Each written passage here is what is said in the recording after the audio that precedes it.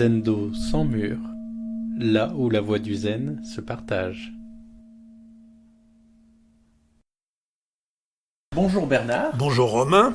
Merci d'avoir accepté d'être dans ce premier podcast. Avec plaisir.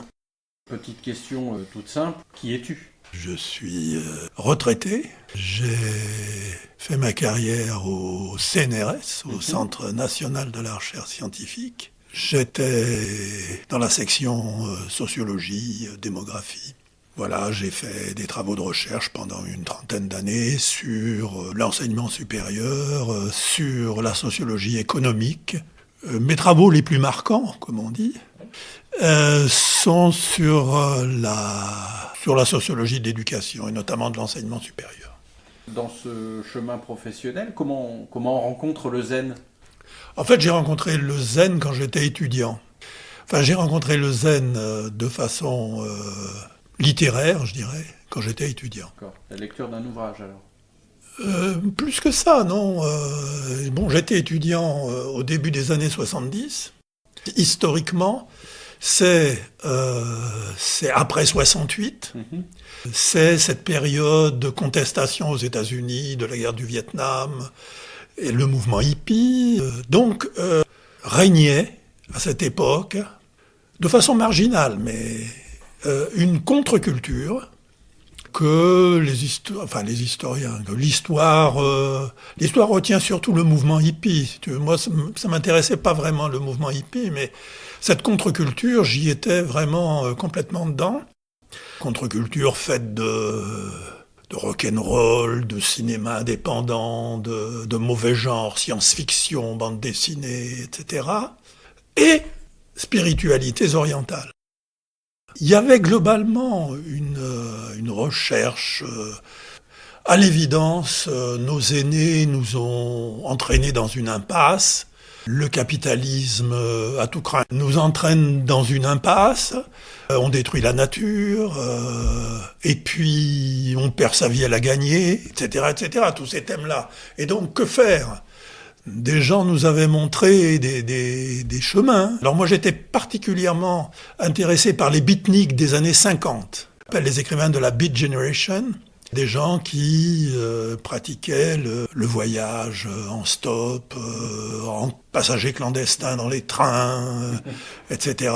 Et qui refusaient la société de consommation. Voilà, l'idée de société de consommation, on travaille, on consomme, et puis on a une vie complètement creuse. Comment faire pour échapper à ça ? C'était ça un peu, cette contre-culture. D'accord. Et donc, parmi les lieux où on cherchait des solutions, il y avait les spiritualités orientales. Alors moi, j'avais été particulièrement intéressé par les écrivains de la Beat Generation, notamment Kerouac. Et Kerouac avait écrit un livre qui a été traduit en français sous le titre « Les clochards célestes », qui est un beau titre, mais un titre complètement infidèle au titre original et à l'esprit du livre. Le titre original, c'était « The Dharma Bums », les vagabonds du Dharma. Le Dharma, c'est l'enseignement bouddhique, c'est la philosophie, entre guillemets, du bouddhisme. Donc il avait écrit ce livre, « The Dharma Bums », qui mettait en scène notamment un personnage qui s'appelle dans le livre Jaffe Ryder, et qui est en fait un personnage à clé qui renvoie à quelqu'un qui existe encore, qui a 95, entre 95 et 100 ans aujourd'hui, qui s'appelle Gary Snyder. Alors ce Gary Snyder pratiquait le bouddhisme zen. Il pratiquait le bouddhisme zen, mais il pratiquait aussi le sexe, l'ivresse, les escalades en montagne, les voyages au bout du monde, etc. Et c'est ça qui me plaisait, quoi. Vraiment, ce livre m'a beaucoup marqué. Mais plus généralement, si tu veux, le zen était un peu dans l'air dans cette contre-culture. Tout le monde savait qu'il existait quelque chose comme le bouddhisme zen, que c'était bien, une voie possible. Alors j'ai lu des choses plus précises. Je crois que le premier livre que j'ai lu sur le zen s'appelait « Le bouddhisme zen », fait par un universitaire anglais qui a enseigné aux États-Unis, il me semble, qui s'appelle Alan Watts. Et j'ai lu les Suzuki, Daisetsu et Sonryu. J'ai lu ces deux Suzuki et pas mal d'autres livres. Et le zen, je l'ai découvert de façon livresque, sans avoir jamais pratiqué la méditation. Donc ça, c'était autour de 71-72. Et mon premier zazen, j'ai dû le faire en 87. Tu vois, pendant 15 ans, j'ai été, on pourrait dire, croyant non pratiquant. Je me suis assis pour la première fois dans le cadre des arts martiaux, en fait. Parce que j'ai pas trouvé de lieu où pratiquer le zen à l'époque. Même si je savais que Deshimaru existait, je savais que Sasanga existait, régulièrement je recevais des prospectus m'annonçant une seishin. Une seishin, c'est une retraite. Une seishin animée par Deshimaru, je recevais ce courrier-là, mais j'ai jamais franchi le pas. À vrai dire, ces prospectus me faisaient un peu peur, parce qu'on sentait... Deshimaru écrivait pour une ambiance forte, évitez de ceci et cela, notamment d'apporter vos enfants.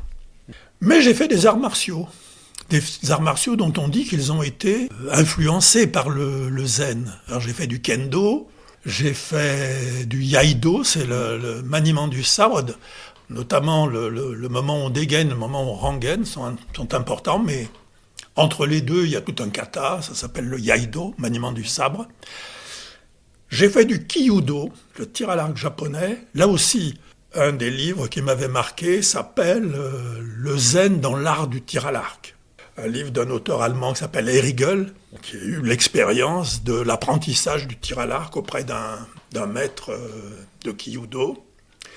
Donc j'ai fait du kyudo. On avait créé un club sur le campus de Lille 1 où je travaillais. On avait fait un club de kyudo. Et entre deux séances de kyudo, on invitait des pratiquants du zen pour pratiquer le zen. C'est comme ça que je me suis assis la première fois dans ce cadre-là. Et les premières fois, c'était avec un moine zen qui s'appelle Pierre Turlure, qui est un disciple de Nishijima. Nishijima, c'est un disciple de Kodo Sawaki. Il a traduit le Shobogenzo avec Shodo Cross. Pierre Turlure, c'est un disciple de Shodo Cross, lui-même disciple de Nishijima, lui-même disciple de Kodo Sawaki. Bon, c'est pas via la Sangha Deshimaru que j'ai découvert le zen, mais c'est via la Sangha Nishijima. D'accord.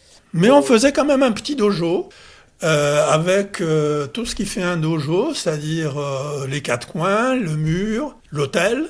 On improvisait un autel avec une statue, avec de l'encens, avec des cloches. C'était vraiment un zazen. On faisait ces zazen, je sais pas, une fois par mois peut-être, à la place d'un entraînement de kyudo. Forcément, j'ai appris l'existence à Lille d'un dojo zen. Et je me suis dit, je vais aller y voir. Donc j'ai poussé la porte du dojo zen. J'ai été ordonné moine en 98. Là, il y a un épisode important. C'est la rencontre avec Philippe Coupet. Nous organisons toujours au dojo de Lille une seishin de dojo qui a lieu fin septembre. Pendant les premières années que moi je pratiquais, chaque année, on faisait venir un godo nouveau. Un godo, c'est un dirigeant. Et puis, un jour, le dirigeant du dojo de Lille de l'époque nous dit « Ce serait bien que le dojo crée un lien fort, permanent, avec un godo. Et ce godo serait un peu le référent du dojo, viendrait relativement fréquemment animer des seishin, diriger des zazen, etc., etc. Et il dit, je vais vous en proposer un il avait sa carrière devant lui, je dirais, de godo. Donc c'est Philippe Coupet, qui est un Américain vivant à Paris, qui lui aussi a une trajectoire un peu folle. Il est né dans une des familles les plus riches de New York et à l'époque où je l'ai connu, il était pauvre comme Job. Et moi, il m'évoquait un peu mes Dharma Bombs de Kerouac. Et bon, tout de suite, il m'a bien plu.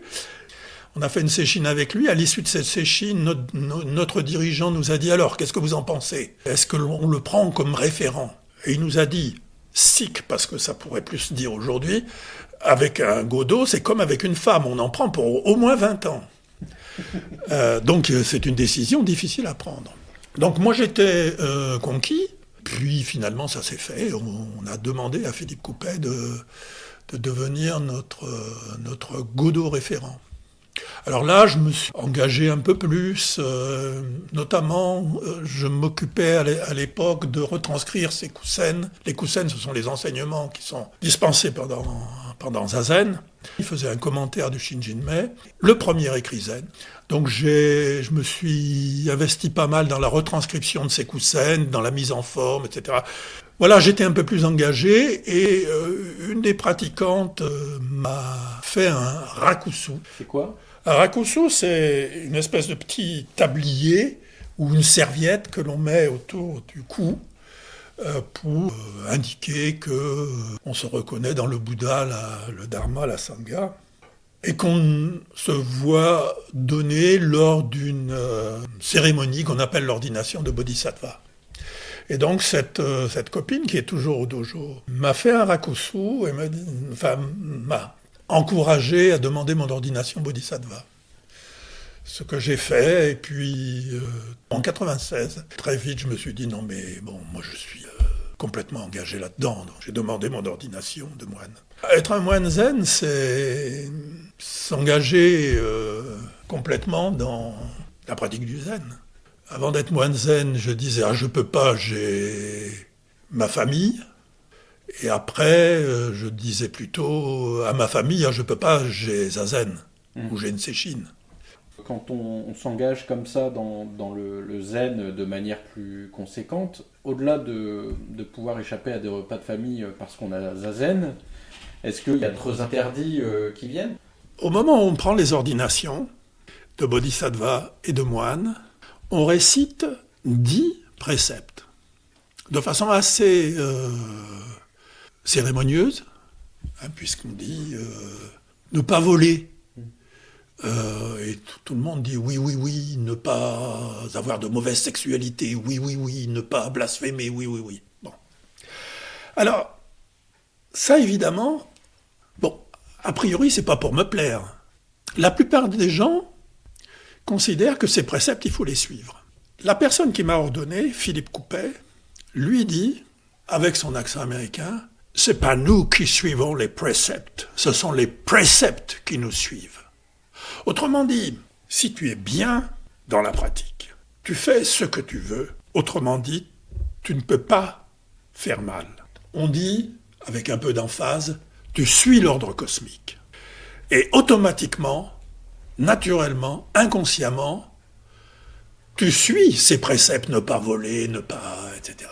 Donc ces préceptes, moi en tout cas, c'est comme ça que je les lis. Et Philippe Coupet, la personne qui m'a ordonné, les lit comme ça aussi. Ce ne sont pas des commandements, comme les 10 commandements de la Bible. Ce sont des poteaux indicateurs de l'espèce de morale qui se déduisent du comportement des gens qui sont bien dans leur pratique. On pourrait dire aussi peut-être que c'est comme chez Descartes, tu sais, la morale par provision. Tu sais, Descartes, avant de fonder une morale sur une bonne base, l'existence de Dieu, etc., le cogito, l'existence de Dieu, il se dit, avant de fonder cette morale, on peut peut-être obéir à une morale par provision, c'est-à-dire une morale provisoire, qui est une espèce de morale de bon sens. Alors, peut-être ces préceptes peuvent être considérés aussi comme une morale provisoire pour des gens qui ne sont pas parfaitement accomplis. C'est-à-dire leur donner des habitudes de vie, leur donner un chemin, plutôt un chemin alors. Ouais. Parce que suivre l'ordre cosmique, c'est pas donné à tout le monde. Non, comment on fait ?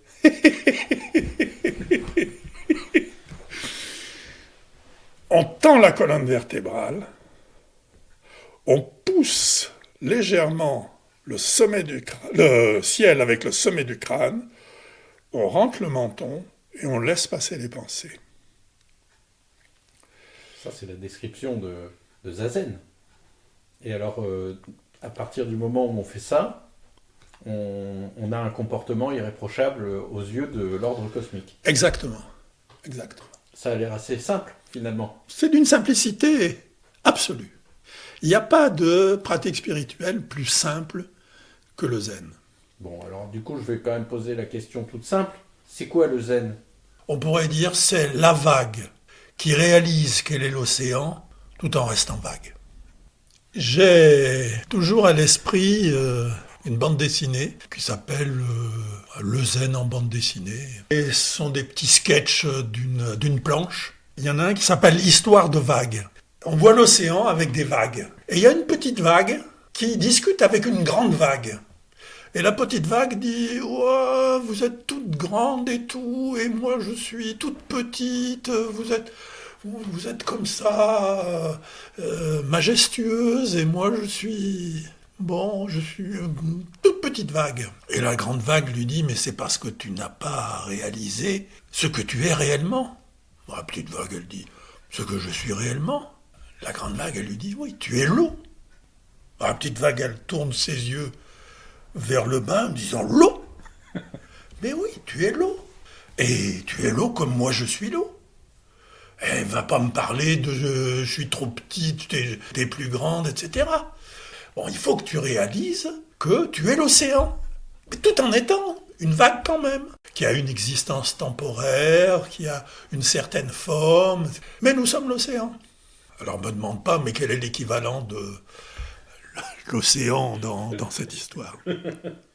On pourrait dire ça, on pourrait dire que le zen, c'est une pratique qui permet de réaliser que nous, vagues, petites ou grandes, sommes en fait l'océan, tout en restant quand même une vague.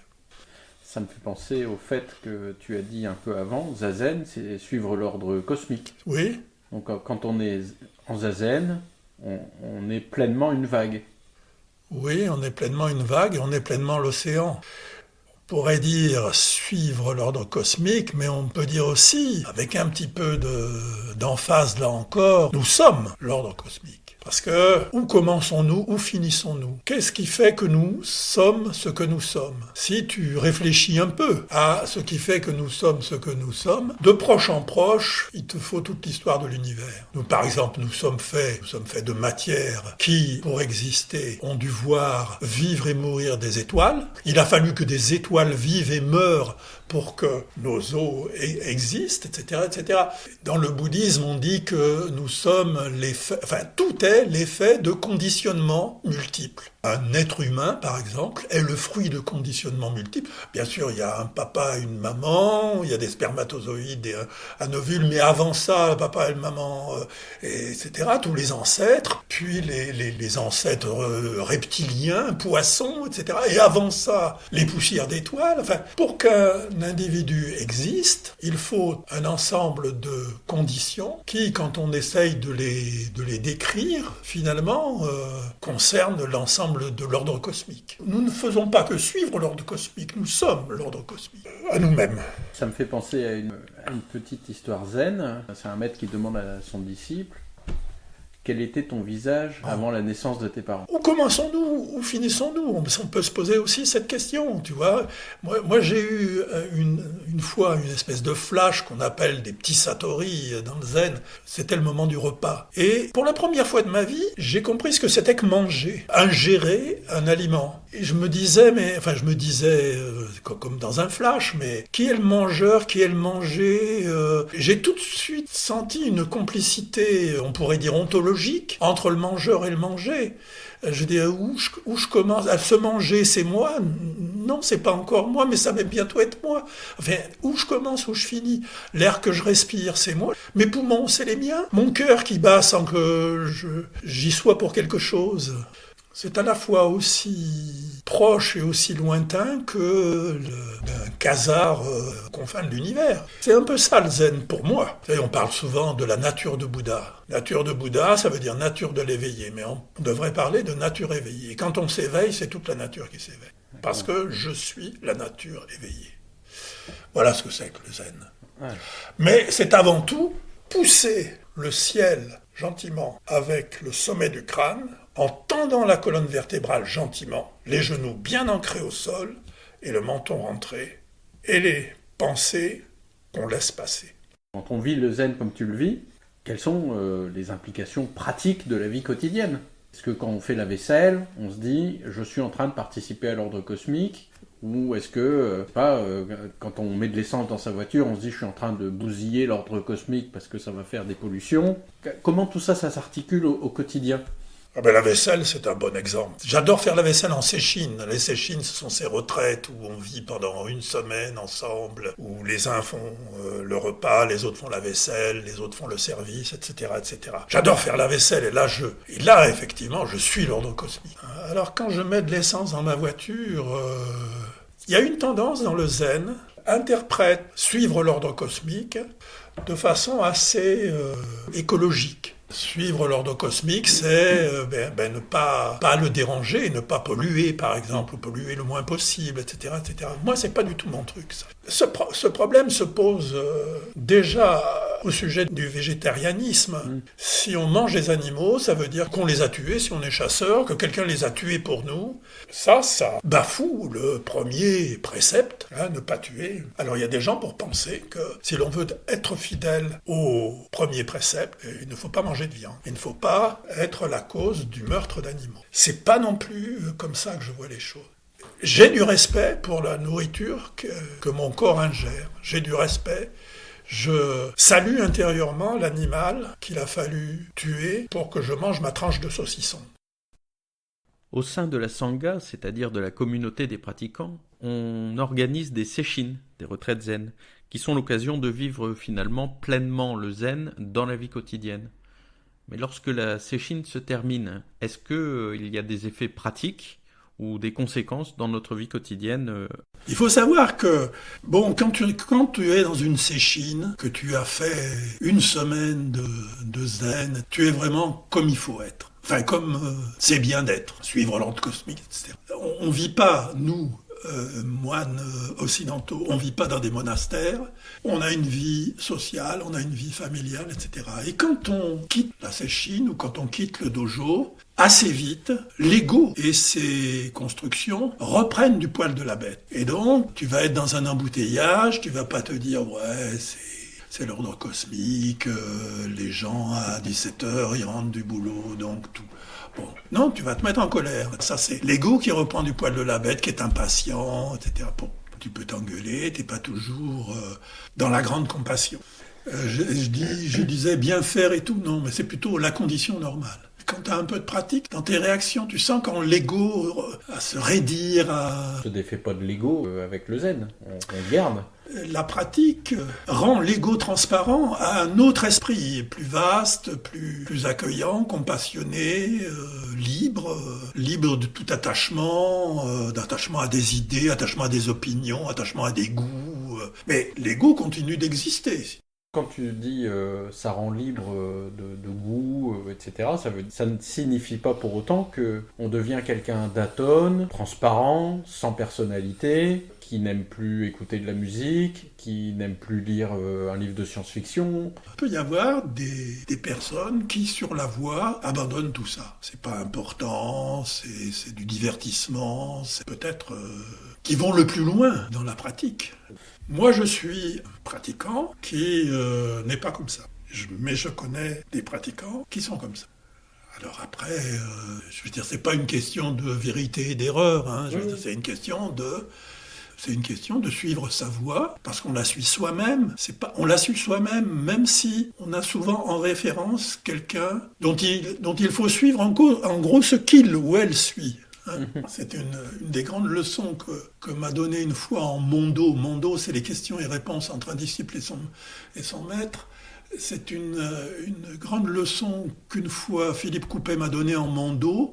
Il m'a dit « Ne suis pas le maître, suis ce que le maître suit ». Il n'avait pas trop besoin de me dire de ne pas suivre le maître, parce que de toute façon, je ne l'aurais pas suivi.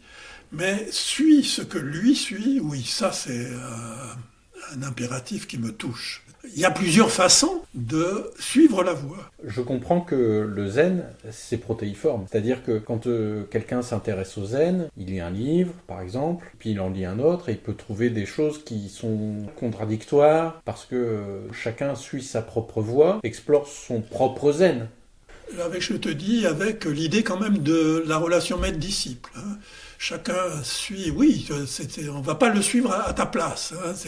On ne va pas le suivre à ta place et on ne va pas te dire ce que tu dois faire. Il y a une expression qu'on emploie souvent dans le zen, c'est « tu dois tirer toi-même ton anneau nasal ». Ce n'est pas quelqu'un qui va te tirer. Non, c'est toi qui tires toi-même ton anneau nasal. Donc, c'est pas écrit ce que tu dois faire. Mais tu as quand même cette référence dans la relation maître-disciple, cette référence à quelqu'un dont tu estimes qu'il a une pratique forte, sincère, fidèle à son propre maître aussi. Ça, c'est important pour moi. Aujourd'hui, les jeunes générations semblent plus s'intéresser à leur développement intérieur, et je crois que le développement d'applications comme Petit Bambou en est un marqueur de société. Est-ce que tu penses que le zen peut répondre à leurs attentes ? J'ai perdu un peu le contact avec les générations jeunes, et je ne vois pas ce que ça pourrait être pour un jeune que de s'intéresser au zen. Pour les gens de mon époque, je suis suffisamment sociologue pour comprendre ce qui fait que des gens de ma génération, marginaux, etc., se sont intéressés aux zen. Je vois que des applications comme Petit Bambou, les choses comme la méditation pleine conscience, ont beaucoup d'audience. Ça me désole parce que c'est ce qu'un moine tibétain qui s'appelle Chogyam Trungpa appelle du matérialisme spirituel. C'est-à-dire c'est un nouveau bonbon que s'offre l'ego. Donc, j'ai l'impression que dans les jeunes générations, on a beaucoup ce cas de figure, et de la personne qui cherche un peu, qui se rend compte que ça va pas et qui se tourne vers ces trucs-là. Oui, quand je dis que ça me désole, c'est pas les individus eux-mêmes, les personnes qui pratiquent la méditation pleine conscience ou qui vont utiliser l'application Petit Bambou. Ce qui me désole, c'est de voir qu'on utilise la méditation pour encourager ce fameux matérialisme spirituel, c'est-à-dire qui consiste à pratiquer la méditation pour se faire du bien, c'est-à-dire pour conforter l'ego, qui est précisément la chose dont il faut se débarrasser pour atteindre la vraie libération. Ces gens-là continuent d'être prisonniers comme à Alcatraz, et ils ne le voient pas, et c'est ça qui me désole, Alors ce qui fait la différence avec le zen, c'est que le zen, lui, ne propose pas de but, car tout but serait une occasion pour l'ego de s'attacher à quelque chose, de s'attacher à un but, mais même pas l'éveil. On ne propose même pas l'éveil. Il ne faut pas s'attacher à l'éveil. Parce que s'attacher, ça n'est pas suivre l'ordre cosmique. S'attacher, c'est conforter l'ego. Et tant qu'on confortera l'ego, on ne connaîtra pas la grande liberté, on ne connaîtra pas la grande sagesse, on ne connaîtra pas la grande compassion. Mais tout ça, c'est pas des buts. La grande sagesse, la grande liberté, la grande compassion. Mais un petit peu quand même. C'est compliqué, hein. C'est compliqué. On va rester peut-être sur cette notion de but sans but. Écoute, merci beaucoup Bernard. Est-ce que tu veux ajouter un mot qui paraîtrait indispensable ? On me pose souvent la question, est-ce que ça a changé quelque chose dans ta vie de pratiquer le zen ? Je pense finalement, on ne sait pas trop ce que la pratique du zen a changé dans nos vies. Soi-même, on ne le sait pas trop. Mais deux choses que j'ai constatées, je n'ai plus peur d'aller chez le dentiste. Ça n'est plus l'ego qui recule devant la fraise. Je n'ai plus peur d'aller chez le dentiste. Et plus sérieusement, j'ai une complicité avec les animaux que je n'avais pas du tout avant. Ça c'est clair. Ça, c'est clair. Merci beaucoup Bernard pour toutes ces informations et de t'être livré avec nous. Merci à toi de m'avoir invité et bonne chance pour Zendo sans mur.